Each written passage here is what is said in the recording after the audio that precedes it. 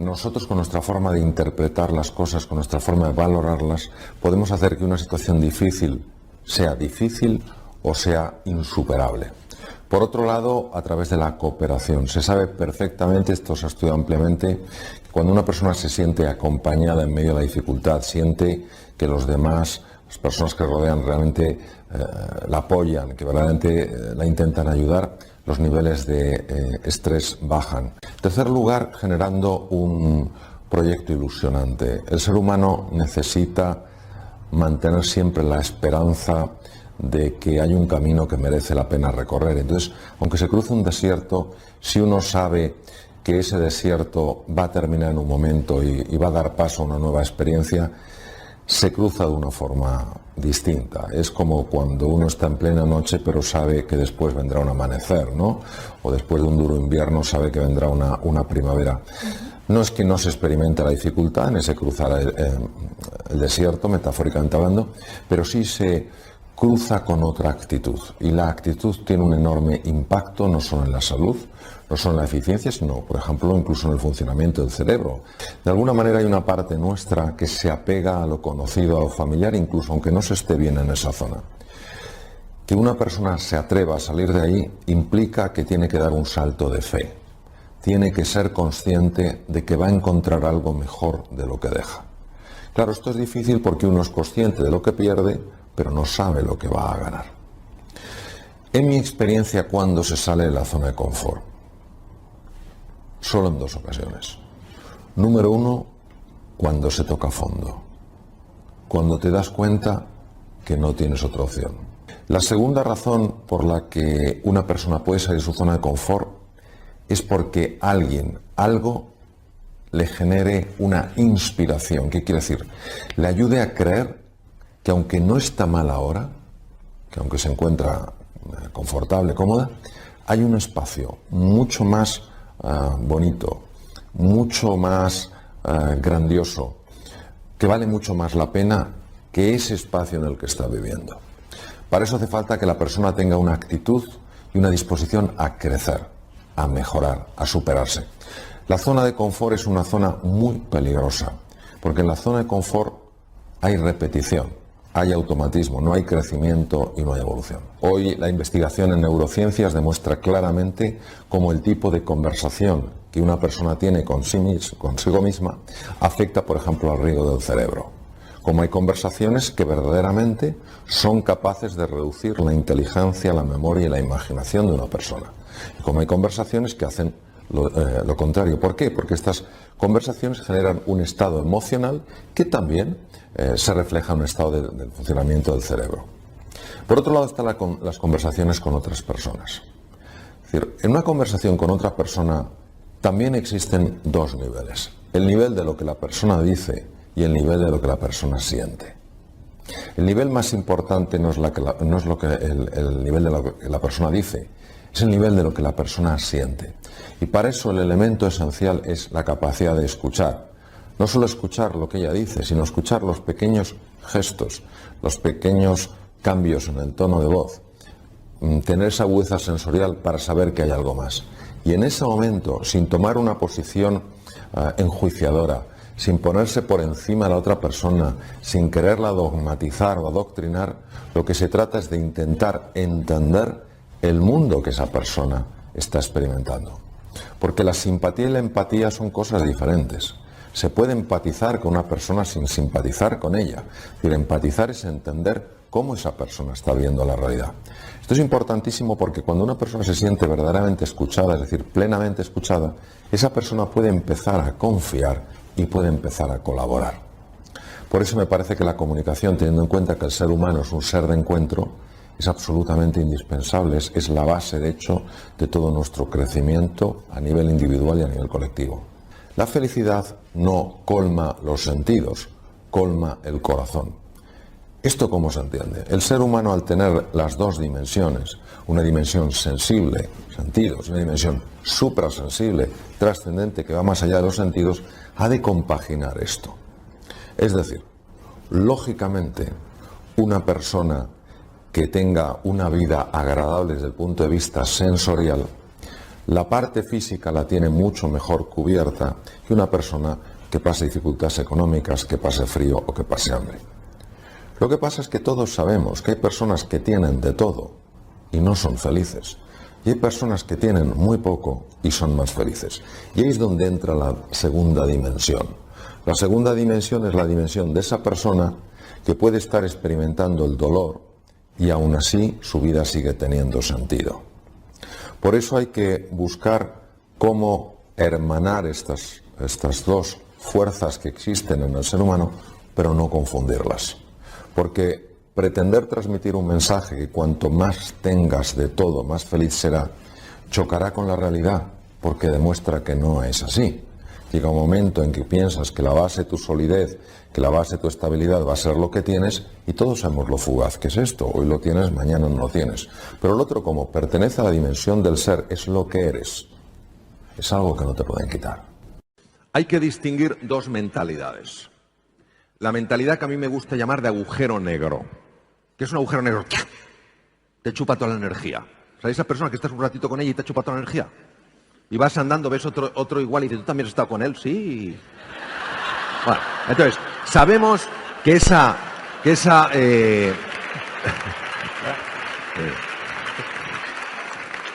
sabemos que hay personas que por su posicionamiento vital viven de aspirar la energía de los demás. Entonces, en cuanto encuentran a alguien, les crecen los colmillos. Y yo, que en mi vida me he encontrado muy pocas personas así, pero me las he encontrado, creo que esas personas necesitan un manejo especial. Ahora, si una persona no está ilusionada, no está entusiasmada, lo fácil es quedarse con la apariencia. Usted no sirve. Ojo, juzgar es lo peor que podemos hacer, porque no conocemos la realidad de un ser humano. Ese es el momento donde de verdad muestras si a ti te importa la persona o solo lo que hace. Y si a ti te importa la persona, intentarás buscar qué le está pasando y generarás un espacio de confianza lo suficientemente amplio para que esa persona se abra. Entonces, cuanto más mayor me voy haciendo, como dice mi amigo, cuanto más juventud voy acumulando, con lo cual, cuanto más juventud voy acumulando, más me doy cuenta del pésimo papel que juega el juicio y del precioso papel que juega la compasión y el amor como forma de conectar con los demás. Entonces, cuando tú te abres, la persona puede mostrar cosas y tú la puedes ayudar. Entonces, yo animaría esto, es decir, muchas veces en lugar de decir, no, es que no tiene vocación. Un momento, esto es un juicio muy rápido. ¿Y si sí tiene vocación, pero algo le está costando mucho superarlo? Yo que sé, está encontrando un entorno muy difícil, muy complejo. También lo decía Ortega y Gasset. Yo soy yo y mis circunstancias. Las circunstancias, claro que influyen. En el mundo de los seres humanos usamos resiliencia para decir la resistencia de una persona a ser deformada, a ser desmoronada por acontecimientos difíciles. ¿Cómo se puede trabajar eso? Vamos a ver. Lo primero que es esencial darnos cuenta es que el ser humano utiliza un mecanismo muy potente que es la interpretación. Si yo interpreto un bache, una caída, un error, como que yo soy un incompetente, es mi propia interpretación la que me esclaviza. Luego, lo primero que creo que debemos hacer es enseñar a las personas que estamos a nuestro alrededor, a interpretar las cosas de tal forma que nos ayuden a crecer y no que nos desmoronen. En segundo lugar, hay que explicar que la senda del éxito es exactamente la misma senda que la de superación del fracaso. El fracaso no es el nombre de ninguna persona, el fracaso es un hecho que ocurre en la vida de una persona.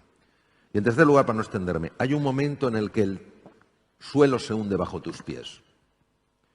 En ese momento no conozco, y lo he experimentado, no conozco ninguna estrategia mental y he estado con grandísimos maestros en muchos lugares del mundo.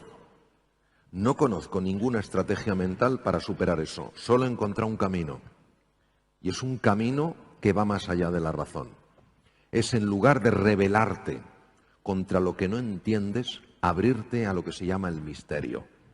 Entender que hay algo en otro nivel, que nuestra razón es incapaz de comprender porque la supera ampliamente y que en esos momentos te da apoyo, te da serenidad y te ayuda a conocer el camino. Es abrirse al infinito, como decía Tomás de Aquino. Nosotros lo que tenemos que transmitir constantemente es que con el uso de nuestra inteligencia y con el uso de nuestra voluntad podemos moldear nuestro cerebro. A nivel práctico, hoy se sabe que la zona prefrontal izquierda, encima del ojo izquierdo y detrás del hueso frontal, es la sede anatómica de las emociones positivas. Y sabemos que esa zona es muy entrenable. Y si tú entrenas y potencias esa zona, gestionas mejor tu miedo, tu desesperanza, etc. ¿Qué se sabe que tiene el poder de potenciar esa zona? Primero, entrenarnos a buscar el lado positivo de las cosas. Me gustó una película que se llamaba El lado positivo de las cosas. ¿Por qué es esto? Constantemente buscar el lado positivo de las cosas. ¿Quiere decir negar el negativo? ¿Quiere decir lo feo? No. Quiere decir no vivir en lo feo. Conocer lo feo, pero vivir en lo hermoso. Segundo lugar, la sonrisa. Los estudios que se han hecho con resonancia funcional magnética, que es una técnica de neuroimagen, permite ver que cuando una persona sonríe, esa zona se activa. Es verdad que hay una sonrisa más cercana, más sentida. Y hay otra tal vez sea más fingida. Pero por algo hay que empezar. Por algo hay que empezar, digo yo, ¿no? Que no es la sonrisa maquiavélica o la sonrisa irónica.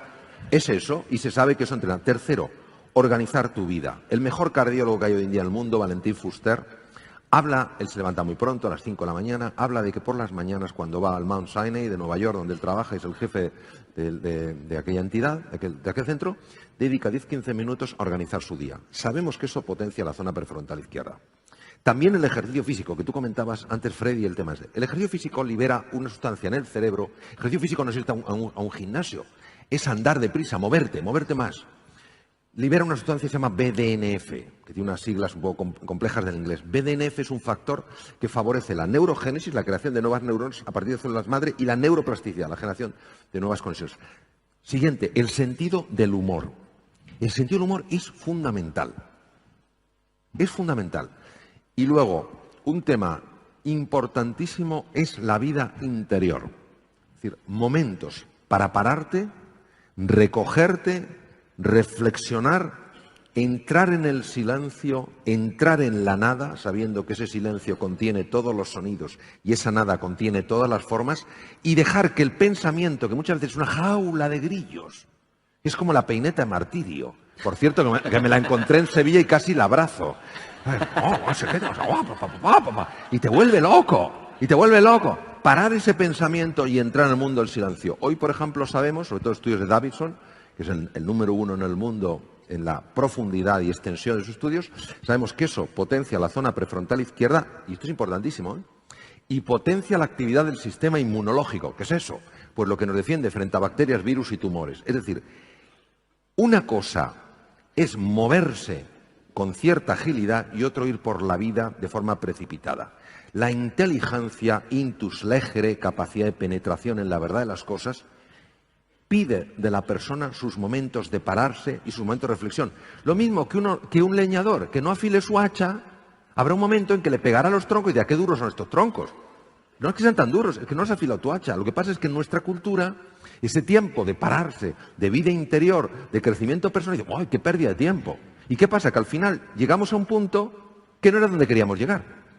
Es decir, si yo me hubiera parado, lo hubiera reflexionado, lo hubiera meditado, si hubiera utilizado esa capacidad que tengo, entonces yo creo que es eso, entrenar, o sea, valorar ese momento de vida interior, de reflexión, de autoconocimiento, de autocomprensión, que es lo que nos lleva a podernos superar. Voy a intentar explicar de una manera muy visual, ¿no? Es como si hubiera dos niveles, ¿eh? Un nivel más inferior, nivel 1, y un nivel más superior, nivel 2. Entonces, desde el nivel 1, que es el nivel de los órganos físicos, lo que nos llega a través de los sentidos, pues nosotros vemos una realidad y vemos pues un tipo de energía que tenemos, vemos un aspecto físico, vemos las cosas que somos capaces de hacer, el tipo de pensamientos que podemos tener. Y decidimos, sin darnos cuenta, porque esto opera fundamentalmente a nivel inconsciente, decidimos que esa realidad que percibimos es la única realidad. Es como si alguien hiciera una foto del transcurso de un día completo y nos dijera que esa foto representa todo el día y nosotros no lo creyéramos. Entonces, esa foto, esa imagen que nosotros tenemos para nuestra percepción representa la única realidad. Cuando somos capaces de ir más allá de esa imagen, de ese diagnóstico que hemos hecho nosotros mismos, entramos en contacto con un espacio nuevo de la realidad. Ese espacio nuevo de la realidad ofrece unas posibilidades, ofrece unas oportunidades que desde el otro nivel no se pueden ver. Por eso, invertir tiempo en conocerse, invertir tiempo en comprenderse, desde el nivel más inferior parece un absurdo. Es como si yo me metiera a explorar algo que está vacío, que está hueco y que por tanto no significa más que estoy perdiendo el tiempo. Cuando uno se abre a la posibilidad de que se es mucho más de lo que se ve, que se es mucho más de lo que uno piensa que es, y con humildad, con capacidad de asombro, y desde una espera confiada y paciente se abre a lo que a mí me gusta llamar el misterio, empieza a tener una serie de intuiciones, una serie de reflexiones profundas que le ayudan a ver dimensiones diferentes de la realidad. Esto en medicina tiene mucha importancia y en el siglo V a.C. ya había médicos que se habían dado cuenta de que cuando se invitaba a un ser humano a subir de nivel mental, algo empezaba a pasar en su organismo. Ellos no sabían lo que era, sabían que había gente que se curaba, no entendían por qué se curaban, pero sí se daban cuenta de que estaban cambiando su esquema mental, es decir, de ver una enfermedad absolutamente insoluble, de sentirse...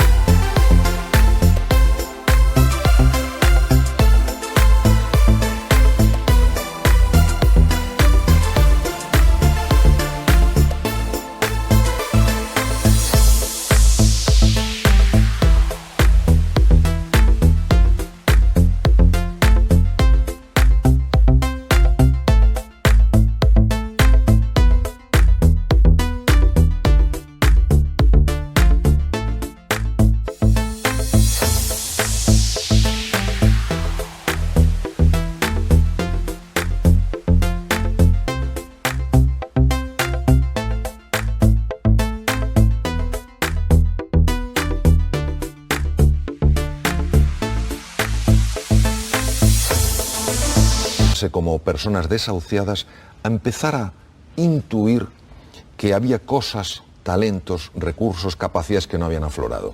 Ellos en aquel momento le llamaron el arte médico, el arte de curar a través de la palabra.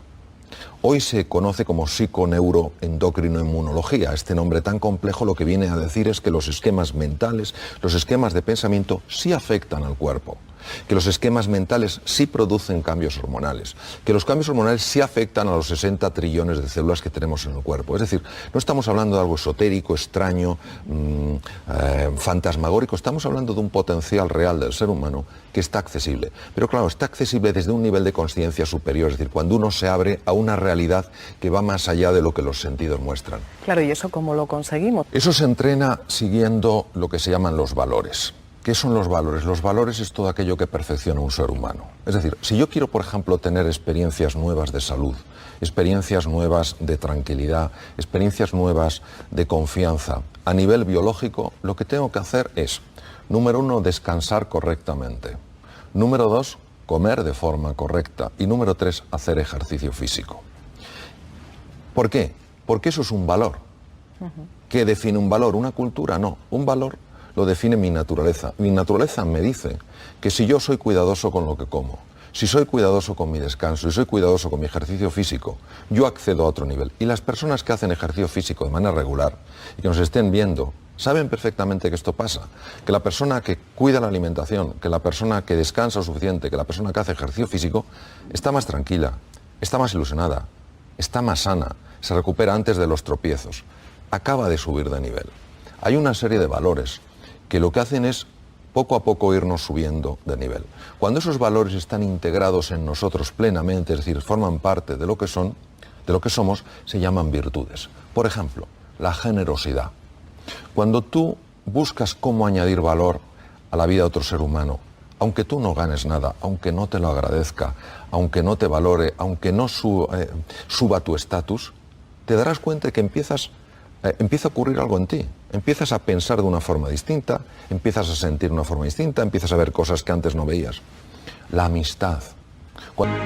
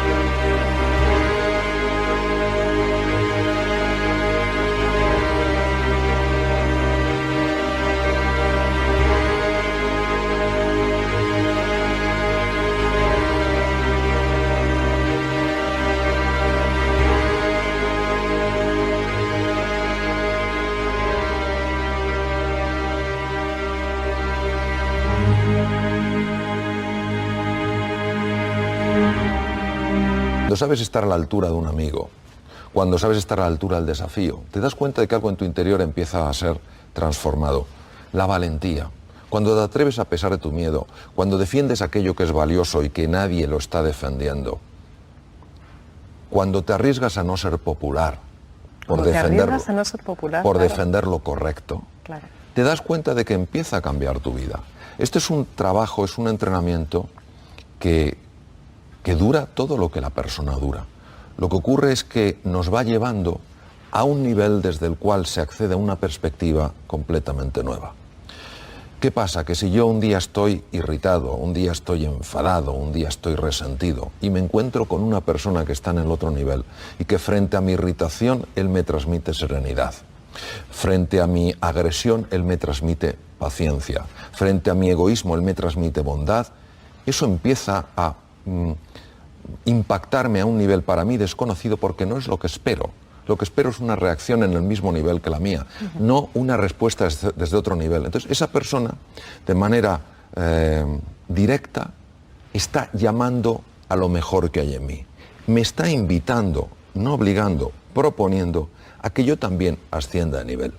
Claro, imaginémonos un mundo donde todos nos ocupáramos un poco más unos de otros, donde todos estuviéramos menos obsesionados con acumular, con tener poder, con dominar, con tener estatus, con tener prestigio. Yo creo profundamente en la capacidad transformadora de la sociedad. Lo que no creo es que la sociedad pueda ser transformada si el individuo primero no se transforma. Para mí no hay felicidad sin el encuentro. Para mí, mientras seamos el círculo de una circunferencia, solo notaremos en nuestra vida el desazón y el vacío. Las elipses, una elipse tiene dos centros, tú y yo. Entonces, ese encuentro entre seres humanos, eso es lo que nos hace crecer. La propia inteligencia del ser humano es una inteligencia que crece en colaboración, que crece en cooperación. La gran ventaja competitiva del ser humano no es sencillamente que tiene un cerebro más avanzado que otras criaturas, es que es un cerebro que en un momento de la historia supo colaborar. En un mundo en el que estamos tan marcado por la incertidumbre, por la ambigüedad, por el cambio, o aprendemos a cooperar, o aprendemos a ayudarnos, o aprendemos a respetarnos, o sencillamente es que no tenemos futuro. Y usted da mucha importancia a la comunicación. Cuando, en una conversación, por ejemplo, entre nosotros dos, cuando estamos posicionados en nuestra cabeza, estamos posicionados en nuestro diálogo interior. Si yo estoy escuchando lo que me estoy diciendo, no puedo estar presente ante la otra persona. No puedo captar lo que me emite, no puedo captar lo que me está transmitiendo más allá de las palabras, porque estoy centrado en mí. Cuando yo me centro en la otra persona, es decir, cuando abro esa elipse para que haya dos centros, tú y yo, no solamente es que capto mucho más de lo que está sucediendo, es que pasa algo sorprendente. Por ejemplo, el coaching tiene una parte que es hacer preguntas. Hay momentos que son absolutamente mágicos. Si el coach está con su coachee intentando hacerle la pregunta rompedora para que el coachee, que es la persona que reciba el coaching, diga, oh, qué coach más inteligente que tengo, qué sabio es, esto se convierte en un absoluto, en algo muy pobre.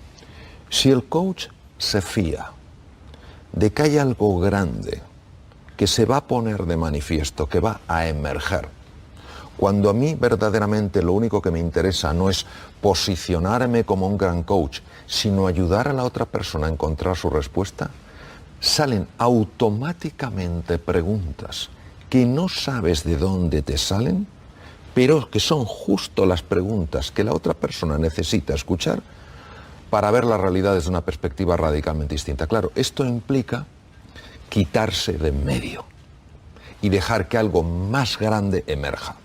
Uno de los psicoterapeutas más grandes que han existido, el profesor Milton Erickson, cuando le decían, oiga, ¿qué espera usted que salga de esa interacción que va a tener con su paciente, ¿no? Antes de que tuviera una interacción con un paciente, ¿no?